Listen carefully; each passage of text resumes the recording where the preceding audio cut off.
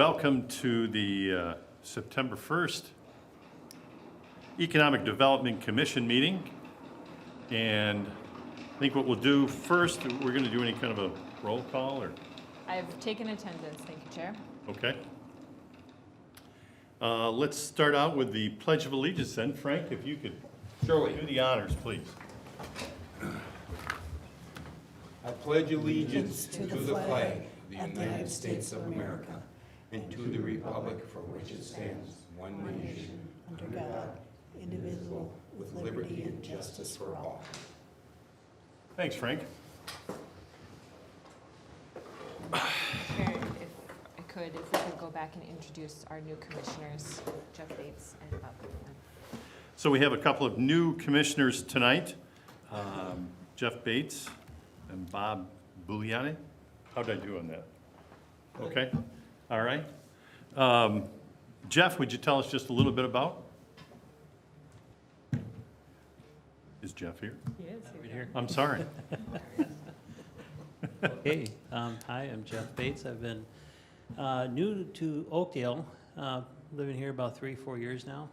Prior to that, I was out in Grant, before that Montemedi, and before that Vadnais Heights. So I've been over here in the Twin Cities area for a good part of 40 years. I have a family of 4 grown kids that are all dispersed around the cities here. Most of them are in schools, and some have started their careers. I live here in Oakdale with my wife, Colleen, and we're just making a good go of it and just having a great time. So I'm looking forward to joining the EDC and see how I can help out. Thank you. And Bob? Yeah, I'll try to. Yeah, Bob Boullianne. Be a resident of Oakdale 25 years this December. So I live here with my wife, Sally. We have 3 grown children living in Roseville, Hugo, and Stillwater. And I'm a small business owner. I own Express Employment Professionals. It's a staffing agency in St. Paul. Just passed our 5-year mark on just a couple of weeks ago on August 8th. And so just came over from the Planning Commission. I served on that for 3 years. So I'm excited to join the Economic Development Commission. Great. Well, thanks, both of you. I don't think the microphones are working, are they? Yeah, I don't think so. The microphones aren't working. The microphones are working, they're for the broadcast. They're not? Okay, all right. Yeah. Because I can't hear anything. Well, that's I'm another, half deaf. another issue for You didn't another miss day. much. I can't hear. Okay, go ahead. Continue. Okay. Thank Approval of minutes. Everybody have a chance to take a look at last month's? Any questions? Comments? Have a motion to approve the minutes then? I'll make that motion. Motion to approve. We need a second? You do. I'll second. And I'll say, if you were absent from the meeting, you should abstain from the vote. And Chair, if you would just call for. All in favor? Passing that? Say aye. Aye. I don't think we need a, You can ask for people to abstain as well. anyone want to abstain? I abstain. Couple abstains. Okay.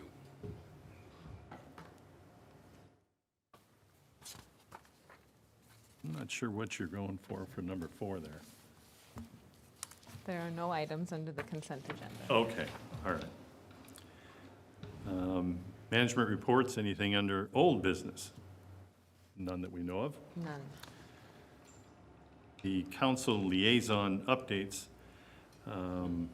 Susan Olson, who is our city council liaison, couldn't make it tonight, but she wanted to make sure that everybody knew that if you had any questions for the city council, to please email her, and she would be more than willing to answer any questions that she has.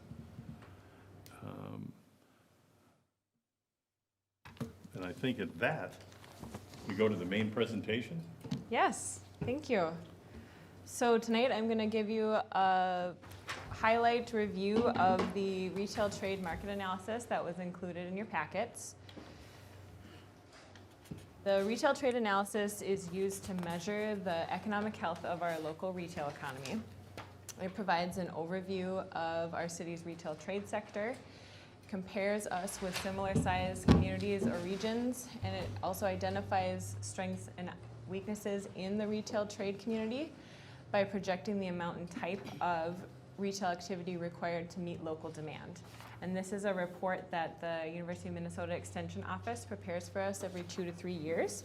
The data comes from the Minnesota Department of Revenue, and the department reviews sales numbers for accuracy and reporting before they release the data to the public. And that's a process that takes about 12 to 18 months. So the 2019 numbers that are in this report were released earlier this year, and they're the most updated or latest analysis of local retail trade from the University of Minnesota. So to put this report in a little bit of context of our strategic framework for economic development, especially for some of our new members, we'll just touch back on what our goals for local economic development are, and that's our 3 at the bottom there, that establishing a minimum and rising a standard of living, improving opportunity for everyone, and making sure that we're doing those things in a way that is sustainable. And so to reach those goals, there's 4 major categories of strategies that we can work in. There's physical development, so the buildings, the land uses of our city, business development, which I think explains itself, human development, so looking at workforce strategies, and then community economic development, which is more targeted outreach to certain struggling populations in our community. So this retail trade analysis falls squarely in the business development category. And a little bit about why we care about retail. It can be considered a quality of life issue. These are the places where residents purchase the goods and services that they need. We can also think of retail as an indicator, as one indicator of general health in our local economy, dollars flowing through. And it's also got implications for some of the types of jobs we have in Oakdale, as well as implications for our proposed local option sales tax that the Commission's been interested in. So this graph illustrates the total retail and service sales in Oakdale adjusted for inflation. The red line illustrates gross sales, and the green line illustrates taxable sales. So throughout my presentation tonight, I'm going to focus on taxable sales. Those are the ones that have been audited by the Department of Revenue for accuracy, so we can be most confident in those numbers. So you can see that between 2012, so about towards the end of this chart, to 2019, sales trended upward after the decline they experienced during the most recent national recession. And adjusted for inflation, taxable sales, that green line, it increased 7.8% between 2012 and 2019. And I'm focusing on that time period because that's the primary focus of the report. Also, in the last 3 years, so 2016 to 2019, taxable sales did decline a little bit from their peak high in 2016. Gross sales, the red line, remained relatively flat during that time period. So one of the most informative pieces of the retail trade analysis is the examination of Oakdale's pull factor, which measures our retail performance with compensation for our population size. So it compares our local taxable sales to state taxable sales on a per capita basis. And it produces a number. So if your pull factor is higher than 1, it indicates that your retail businesses are pulling in customers from outside of your local population. And if it's lower than 1, it indicates that your residents are making purchases outside of the community. So in 2019, Oakdale's pull factor was 1.29. And we can look at our pull factor over time. Since 2003, our pull factor has pretty steadily risen with some small decline during the recession years. So this means that we're pretty consistently bringing people to shop more people to shop in Oakdale than just the people who live here. So we're bringing in dollars from outside of the city. And we had a peak pull factor of 1.39 in 2016. We've seen a slight decline since then to 1.29 in 2019. That's on par with where we were in 2013. So it's still a strong pull factor, a slight dip from our peak. The analysis also compares Oakdale with competing retail centers, and that specifically, the report looks at 3 other cities: Woodbury, Stillwater, and Maplewood. Oakdale's pull factor is second only to Maplewood, and so are our per capita taxable sales. That taxable sales are down in the lower right there. Maplewood's the retail leader among these 4 cities, primarily because of the Maplewood Mall area, so that's to be expected. So the report does a good dive into specific types of retail trade and how they're doing. This table breaks down retail trade by merchandise categories, and so we can see that about 60% of the total retail sales in Oakdale are in 4 categories. That's electronics, building materials, general merchandise, and eating and drinking places. So that's our Best Buy, Menards, Fleet Farm, Target, all our restaurants.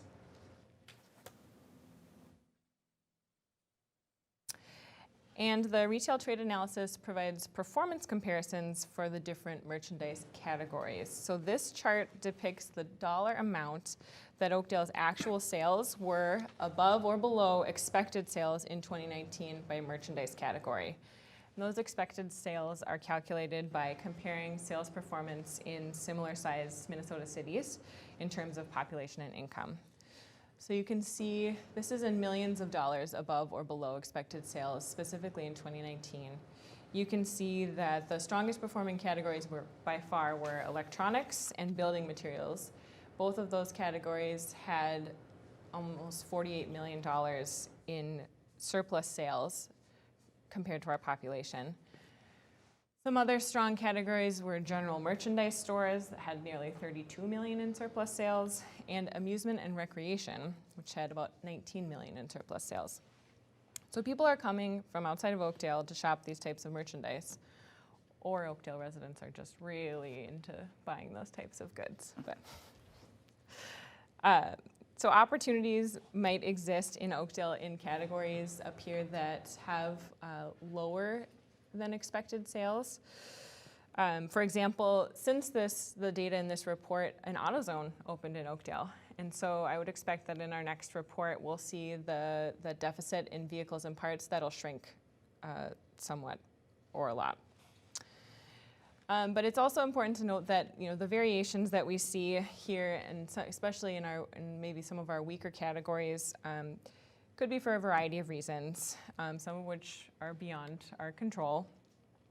It might be due to a strength in a neighboring city. So for example, clothing is one area where we have a kind of a smaller deficit of sales.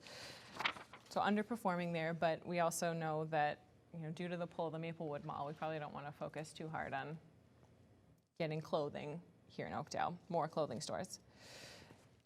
Other factors that influence this are our performance by merchandise category can be our proximity to larger population centers and things like management, marketing, transportation patterns, all the things that could cause retail sales to deviate substantially from expected sales. So we'd want to consider all those influences if we're developing plans related to retail trade based on this data. This chart, in addition to examining expected sales compared to actual sales, it's useful. We can look at the total dollar change over time for different categories of merchandise in Oakdale. This chart's illustrating change in taxable sales for certain components of the retail sector, specifically between 2016 and 2019. And this chart's helpful to point out that if we have overall growth seen over the time period of this report, that growth didn't happen uniformly across all retail sectors. It occurred in specific sectors, and some sectors saw some decline. So, for example, electronics grew by 8.3 million, while building materials went negative by 23 million. So we can look at that a little more closely. In the report, each of the categories, you can look at this chart over time. The yellow bars are representing the total taxable sales in millions for each year, and the blue line above them illustrates the pull factor for that specific merchandise category. So if we look, Yes. Sorry. So if we look first at building materials, there are a couple of things that I wanted to note. And the first would be the relative bumpiness of this category over time. And second, that it's continually had a strong pull factor over time. Sometimes it's been over 3, but it's always been over 2 since 2003. So remember that a pull factor over 1 indicates that we're drawing customers from other areas. So that category definitely saw some sort of decline. But there's also, we can note, between 2018 and 2019, there was a rise again. So it'll be interesting to watch that one in the future as well.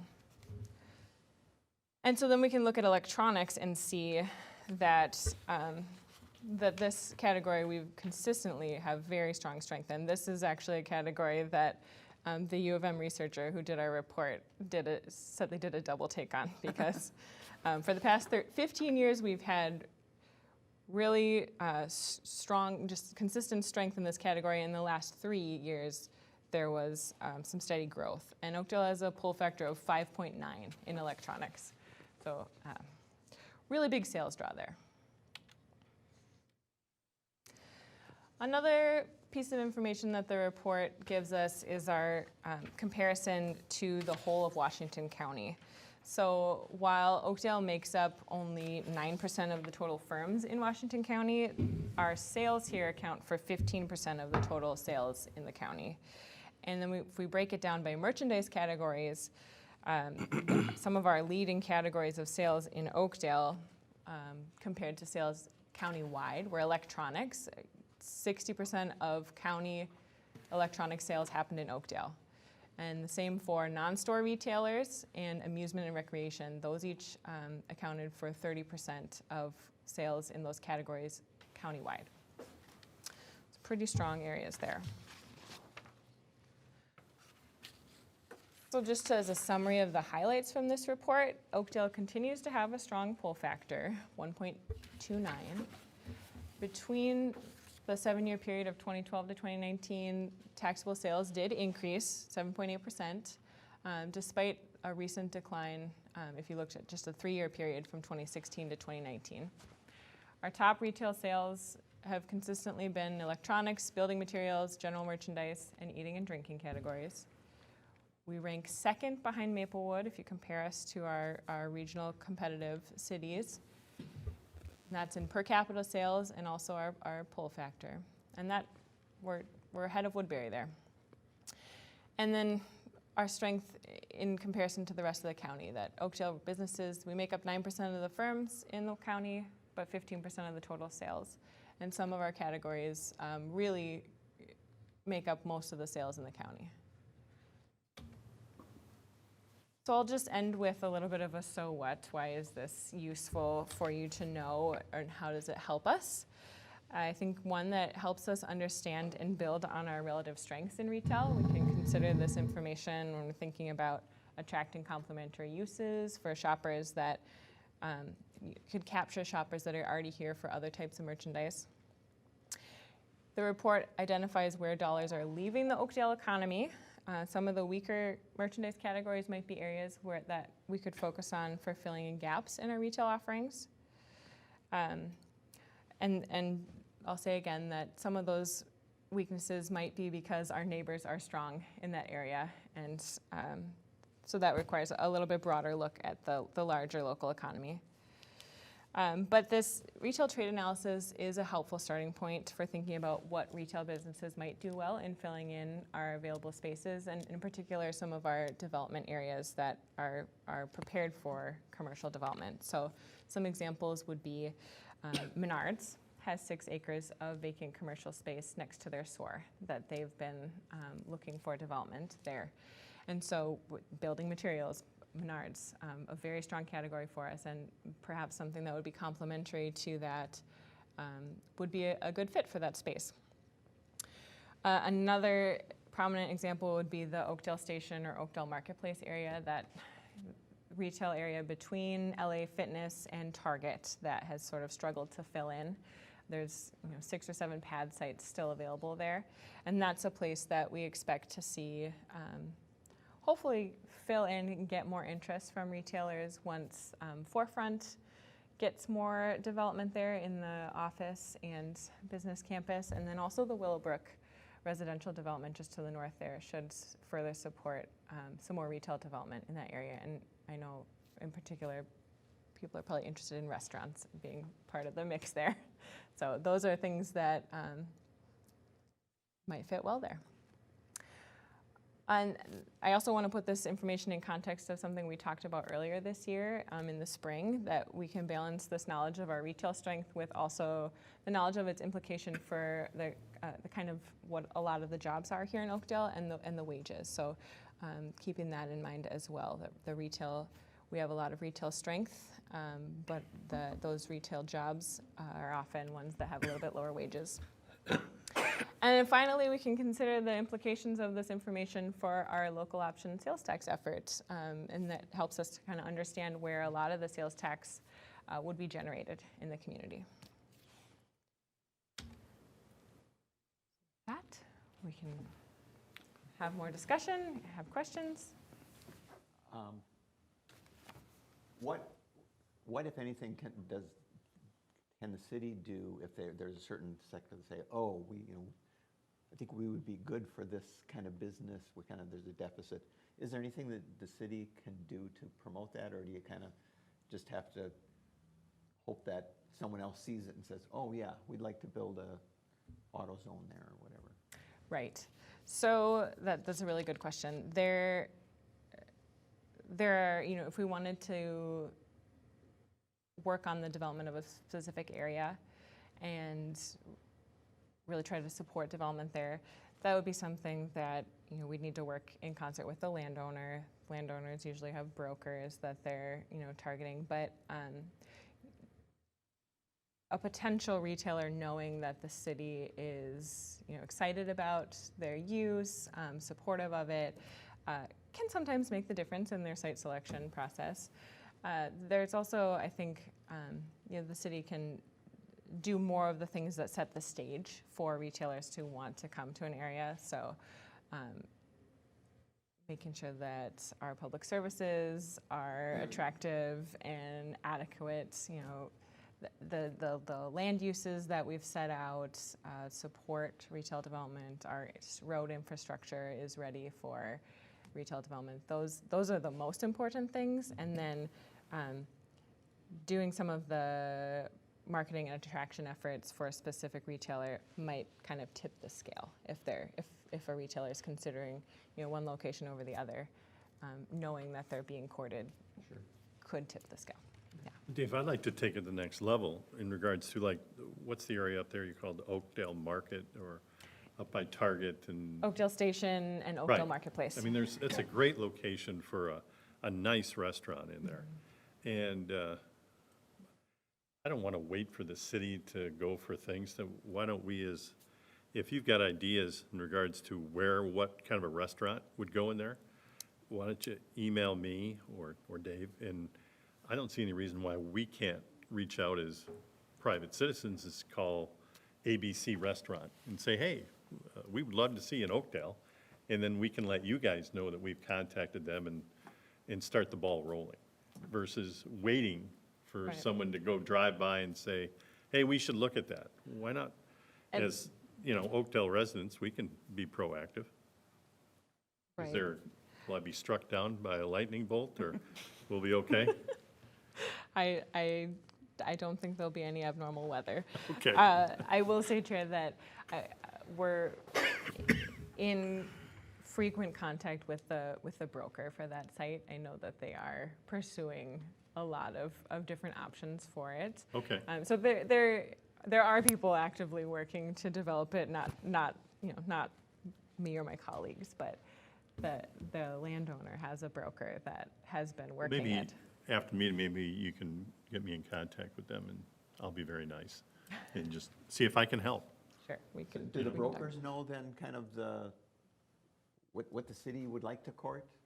I mean, Yes. they kind of say, Yep. so there's Yeah. communication between the city and Yeah, the yeah. brokers saying, Well, "We- and I don't know if courting is the right word in this situation because there's not any sort of incentive. But as far as what land uses are allowed and permitted there, that area in particular is a retail planned unit development. So last time we talked a little bit about planned unit developments or PUD being a special zoning district for a certain area.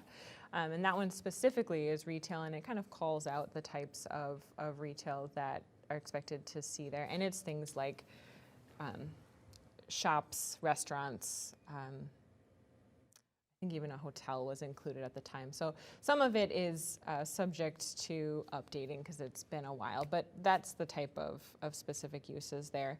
And the real issue with that site is demand currently. You know, until there's more development around it, we're not likely to see that whole area fill in. But we have development planned for the very near future that should support more retail there. So that area is maybe a little bit of a wait a year or 2 or 3, and hopefully more things will pop up there once there are more people living there and more people working right there. But I think there's, of course, you know me and waiting. So like a Panera to go in over there, not too far from LA Fitness, would I'm sure complement everything that is right there. We don't need another Burger King that would be there to compete with McDonald's. Right. But a Panera would be nice over there. So with the volume of traffic that goes by there, I mean, they don't have to wait for all those homes to go in. They can get a head start on it. So it's my opinion. These companies have a tendency of doing market research, Yeah. very carefully done, based on demographics. And I'm sure they've already looked at that, and those firms that would be natural connections to that, you know, like an Applebee's would be an example. These guys are big, and they check stuff out, and they're going to really look at the demographics to see if it could support it. And I'm not trying to throw cold water on it, but I think until we get more folks in that general area, and I've always predicted that whole thing is just going to explode once we get another, I don't know, a couple of hundred homes, which we will have probably in the next 3 to 5 years. That's going to promote promotion just because of the fact there'll be more people, more critical mass, more money, it goes on and on and on. So I think that's what happens is these companies come in and say, hey, there is a potential place, not yet. I think that's what you're saying. But a call to Panera doesn't hurt. No, that's a good example. Doesn't hurt anything. Any franchise too, you have to meet all their criteria to even purchase a franchise to go into a location. You can't put a Jimmy John's there if there isn't a delivery zone of so far, and it's very, that's what he's saying, it's just not it would be nice. Any other kinds questions of little rules. for Lene on the retail trade analysis? Could you just go back to the county Yeah. percentage slide? I'm interested because Maplewood is not in Washington County, so would assume that the Maplewood Mall retail sales would not be included there. Correct. In this, it is not. Okay, thank you. Just wanted to get an idea, especially like clothing. Something like that, where Maplewood Mall might be a big draw for clothing or something like that. Yeah, we're still only 3.3% in Washington County. Okay, thank you. Yep. Linnea, do these numbers support online purchasing from retailers in our community, or? Yes, so sales tax, if it's collected by a brick and mortar store, it will be in the categories for that store. And then there's a category non-store retailers. That is business, that includes businesses that are all online that have to collect sales tax. Any other questions? I guess I question this business about Maplewood. You know, you mentioned Maplewood Mall being a big retailer. It isn't. I mean, it's half belly up. It's struggled, It's yeah. struggling. I mean, there's nothing left in that shopping center.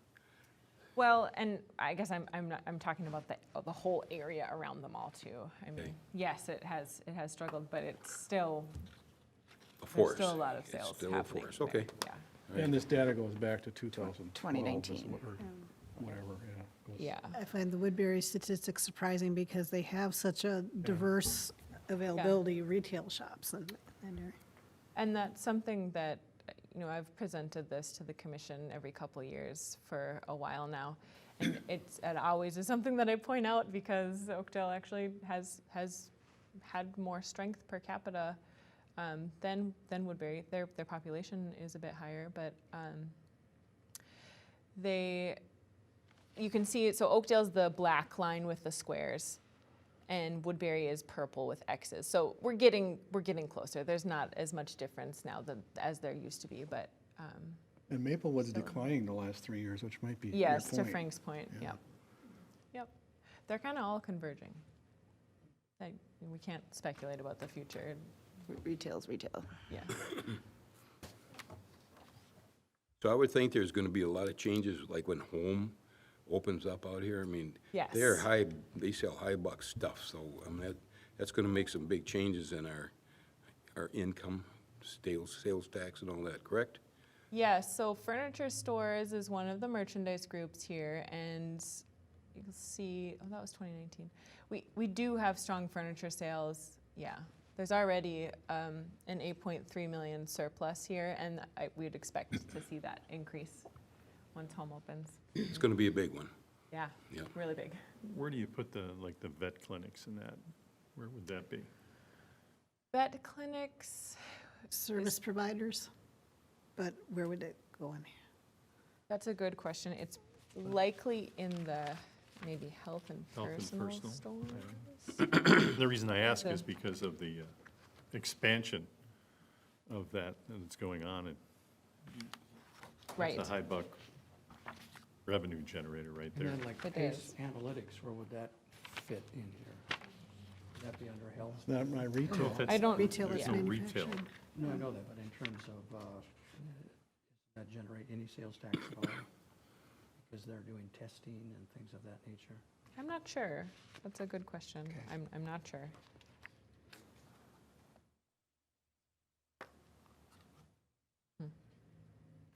I'm not sure where the pet, Okay. it might be in the miscellaneous category. That's okay. And I'm speculating, but I'm guessing electronics is probably Best Buy. And there's not one in Woodbury, if I remember correctly, so that might be part of the pull, is you're drawing electronics from a large area. Yep. Building, we have Menards and that Lampert's, right? It's like What? Almo? Lampert's is not within the city of Oakdale, but we do, It's not Lampert's is not? electronics and No. Stillwater. Or did I think like it was- Elmo either.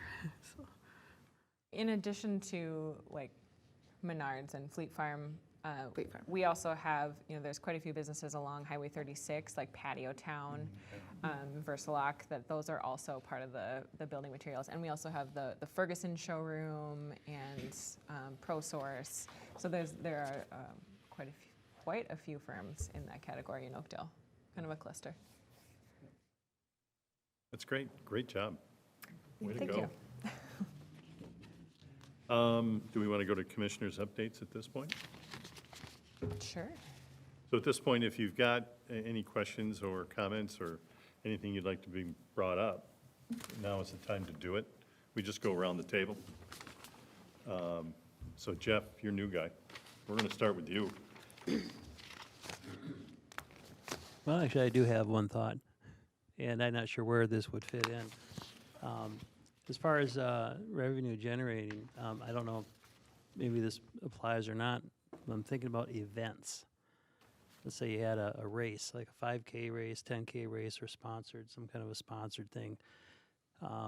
Thought there is, would that be substantial enough or important enough to bring in revenue that way, just by people coming in to participate or spectators? Just a thought there. I'm not sure how that would even go about, but just an idea. I don't know. I think a lot of times with the races, it's usually for a benefit of some kind is where it starts, like a cause. Nonprofit. Yeah, a nonprofit would champion that.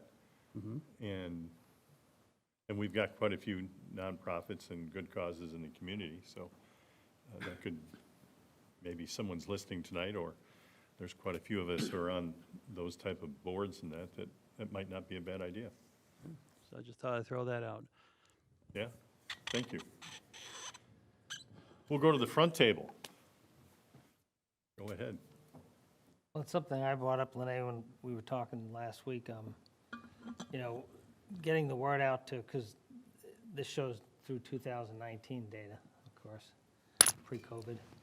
I know I've seen what's happened to my business in the last, 18 months. And, what are we doing as a, and how can we assist the council to make sure we distribute and get the word out to local businesses that are struggling, what options we have that we've received through the stimulus payments to the local governments to help them.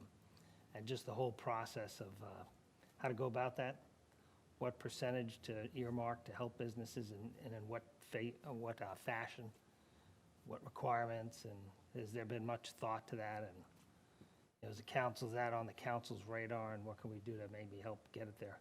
Because a lot of times I read, I had a good banker. I had a great CPA, still do, for that reason. They alerted me right away about the PPP, and I got two rounds of PPP, both forgiven now. Been out ahead of the game on the leading edge. But I've heard and read that a lot of businesses, and the small of the business, they're so busy just trying to survive. They don't know what's available.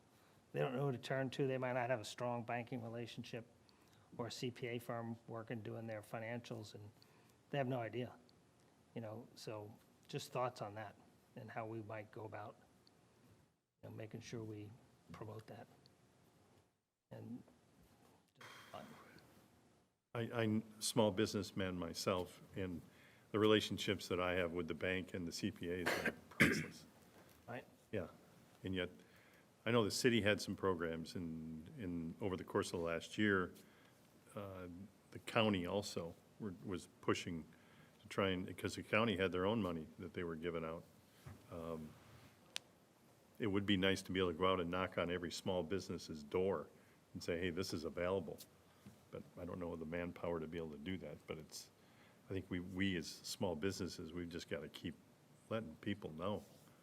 And business and the taxpayer, it's a vital sector of our community. And I also hear and have read that a lot of the money received has not been distributed in many categories. And so we're sitting on the cash, which is great, but at some point, we've got to set, how are we going to go about distributing? What are the requirements? What are the rules? And then get the word out, but just something to be thinking about. And a lot of people aren't proactive. They're not. They're so busy, they're not paying attention. And, if it helps one business, maybe not prevent them from going under, but enable them to expand even. Use the money to surge now that the economy's coming back and grow even more, and as opposed to flatlining or even potentially going out of business. It can make a difference in that way as well. Yeah.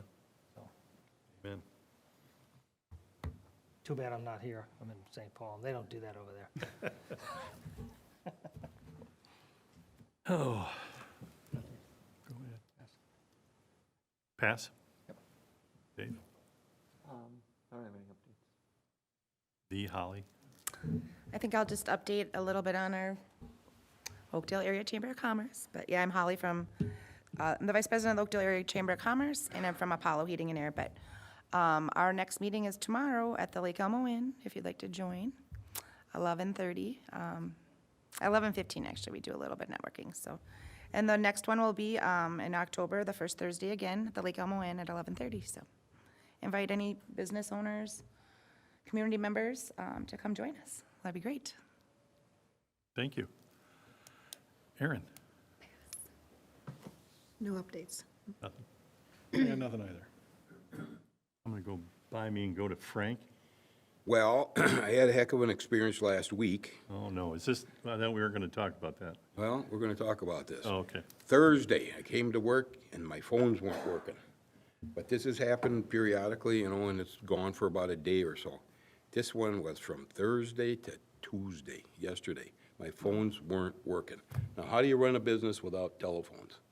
And what happened is over on the corner of Century and Minnehaha, there was a flood in one of the sewers there, and it shorted out the phone wires.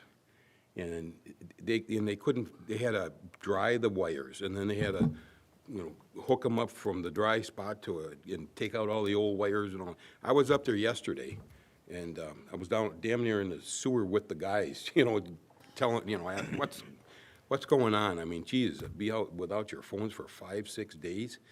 Anyway, so, and the guy, he's been working on this for, there was a CenturyLink trucks all over the place. They were, anyway, so finally he says, it just happened that he found the break in the wires, and he says, I found it. You're going to have your service back in 24 hours. And I did. I had it in 8 hours or so. But can you imagine being without a phone? And it was miserable, I'm telling you. So I was so lonely. I didn't. I was so lonely. What areas were all affected, Frank? Was it The whole area there, Walgreens, I went over and talked to the lady in Walgreens. Now, can you imagine, you can't call in your prescriptions? Now, people were doing it online, which is over my head, so I couldn't do that. But anyway, yeah, but they had, their phones were all down too. And then I think the gas stations on the corner, they were all down. But I don't remember did we have bad rain on this Wednesday, Wednesday of last week? Yeah, we had some good rain. Did we? Yeah. Well, it flooded out the friggin' sewer line there, so. Is, next time, if that happens, did you check and see if they could transfer all your calls to your cell phone? You know what? Okay, I could have done that, but I was thinking it was only gonna, because this has happened before, but it's only for an 8-hour period. But it kept stretching and stretching, and then by the time, Tuesday or so, I was gonna start transferring it over, and then I talked to them, and they said they were gonna get it fixed within 8 hours or so. Okay. Day late and a dollar short on that one, but who would have thought? I mean, in this day and age, that you're gonna be out of phone service for 6 days? So you're a barber, so did people come in, would shag your hair after you got your phones back? Well, they were starting to stop in the shop and Oh, wondering okay. if I was dead or if, what happened. Yeah. So that's my story. Okay. It's gonna be tough to top that one. It was a tough one. It was, I imagine you expressed your displeasure to CenturyLink.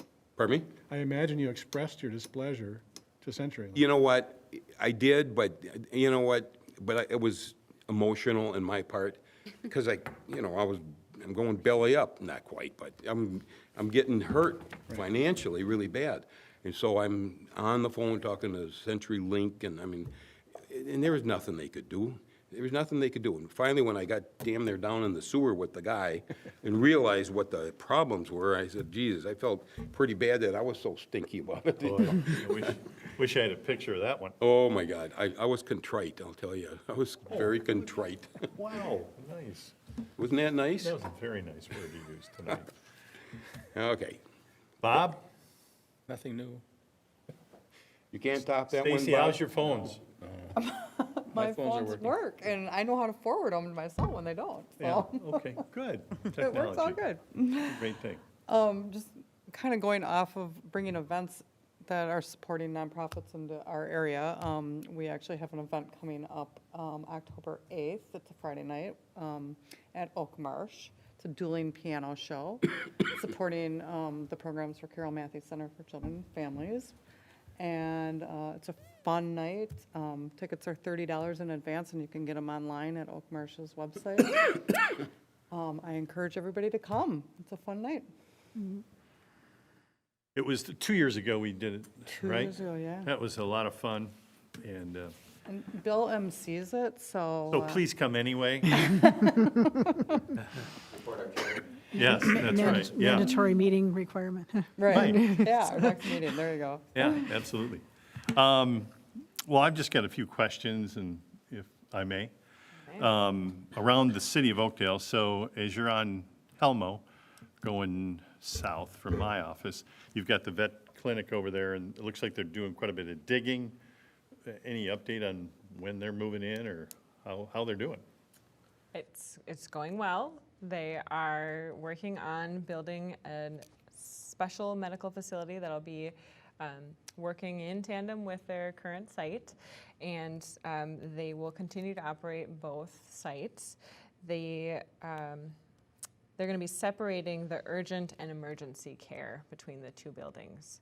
So that will go on for some time. I don't know the end date of construction, but I would expect that it be into next year. They will. I would, for the Oakdale residents, there's a crosswalk right there. And a lot of the nurses and doctors park on the other side.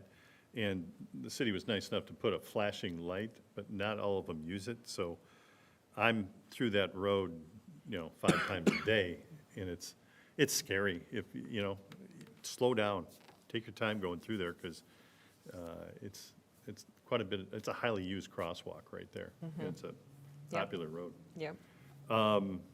Excuse me, are they building in the theater parking lot too, something like that? Yes, That's what we were Yep. just talking about. That's the building, that's the new building they're putting in, correct? correct. Okay, and so then, so people are gonna be walking back and forth between the two properties? No, they'll be able to park right there and not have to cross. Oh, okay, all right. Yeah. So right now they're crossing because the parking lot, right? Staff is parking Staff, across the yeah. street. Staff is parking there, okay. Yeah, I see a ton of people walking.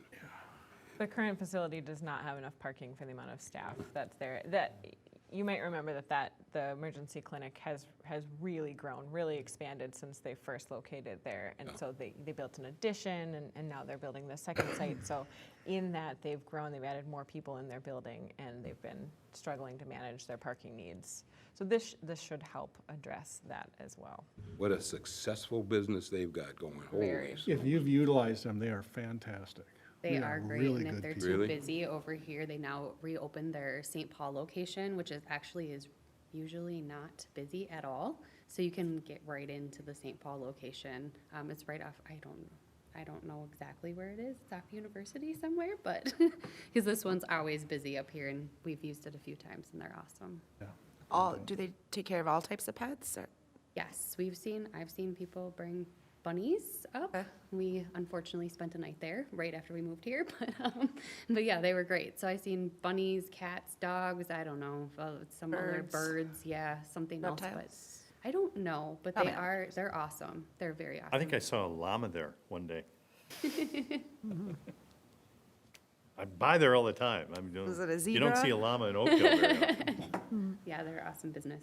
That's good. Great. Do you have any update on the, I think it's the Fun Factory? The one where. Big Big Thrill. thrill, yeah. Big Thrill? Yep. So the Big Thrill factory closed, but Oakdale Borough is a new business that will be opening up there. They have a building permit. They are doing a little bit of remodeling inside. They're adding some axe throwing lanes, but they are an indoor entertainment facility very similar to what Big Thrill was. So, and they are an established group of businesses. They have a business in Victoria called Victoria Borough, and they also have one in the Mall of America that's called Fair on 4th. So that's indoor entertainment on the 4th floor at the Mall of America. So this will be their third. The city council just approved their liquor license last week, so they're moving. So we're having a moving beer or ahead. two and tossing Throwing an axes, axe. yeah. There you go. Yeah, and they're gonna have a barber shop in there too, I guess. Anybody sell liability insurance? So the Fun Factory, did they go belly up? Is that what happened, or? Yes, I don't know the details of what happened, but I know they had a Minnetonka location and the Oakdale location, and both are They closed. both closed? Yep. Oh, boy. All of their equipment was on, What's that? all of their equipment was, like their games and stuff are on like a bidding site I saw. So, Probably COVID. Geez, Well, that's I'm too sure bad. and you could look You at could both go. locations to look at what you'd want to bid on, so you have both of them. So, yeah. Too bad. All right. They had a lot of money invested in that property. Yeah. Yeah. Good, okay. Well, I'm glad it's being used though now. Yep. So that's good. I can't think of any other questions. Okay. If you'd like, I can provide a rundown of some other development updates. You bet. Okay. So the home furniture, which we've touched on a little bit, they are moving full steam ahead with their construction. They're going to be they're renovating the entire building to house their furniture store. You know, that was a U-shaped building. They're going to be filling in the center of that U, so it will be a more traditionally shaped box. And inside, they will have all their furniture businesses. That'll include Dock 86, Sleep Express, and Seasonal Concepts. And they're also planning to add several spaces for other tenants as well. So that will be kind of a giant It'd be a nice furniture retail space site, right yeah. there. Yes, yep. We touched on the animal clinic. Willowbrook, the new neighborhood north of the Forefront campus. Lennar will be starting construction on their carriage townhomes and villa townhomes this fall. And Continental Properties will be starting construction on their Springs townhomes, rental townhomes. So all that together is considered the first phase of development for Willowbrook. That's all going to be in the southeast portion of the site. And work is continuing on the realignment of 40th Street North. The new road is going to be located just south of the existing 40th Street. It's going to be more curvilinear. There will be a roundabout in it as well. And it will connect to Ideal Avenue and at Lake Jane Trail. So currently 40th and Lake Jane are at different points along Ideal. They'll be lined up. There's not going to be a roundabout there, is there? Or do you know? That is a good question and one that has gone through many phases of design. So I am not Still- confident in what the final design No. is. No? Yeah, I came up in planning. Nothing along Ideal, only inside. Good. Thank you. Thank you.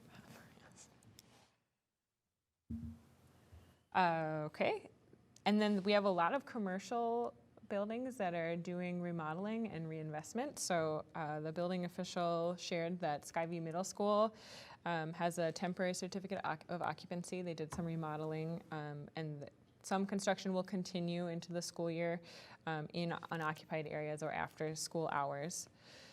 The old Quiznos tenant space near 10th and Helmo, Jockey Catering is just got a building permit to make some renovations to that space and will be locating their catering business in that space. McDonald's did a complete renovation of their dining and bathroom areas. Best Buy is doing a small interior remodel. Hy-Vee, their C-store, they're doing a complete interior remodel of the store, but excluding the Starbucks area. That'll stay the same. The city's temporary water treatment building is going up very quickly at 12th and Helmo. I drove by today. It's there. It's getting built. The Latter-day Saints Church up Hadley here is doing a small remodel on their interior. Our Quick Trip is doing an addition this fall to the rear of their building, and they're going to be moving an interior cooler and freezer into it, so expanding those offerings there. The State Patrol is also doing a remodel of their building in the main entry and some of their bathroom and lockers. So there is a lot. Tartan High School will also be doing additions and demo to their buildings starting this fall. So there's going to be a lot of semi-trucks on the road, a lot of dump trucks So, moving around Oakdale. Yeah, It's a really good update. Thank you. you're welcome. Any questions? Horse What about the track. what about property on Tanner's Lake there? How are we doing on that one? That one, I have been talking to an apartment developer, waiting to hopefully cement their interest in it and bring their proposal to the council for blessing and executing a preliminary development agreement. So that would give the developer a short period of time to do all of their pre-development activities to make sure that it's feasible for what they want to build. But hopeful that something might come forward soon on that. Okay. Okay. Any other questions? Shall we make anything else? That's all. Thank All you, right. Chair. Shall we make a motion to adjourn? I make the motion. Second? I'll second it. All in favor? Aye. Well, I'd say we do it. Thank you very much. We'll see you next month. November. November, sorry. Carry on. There. Waiting for that.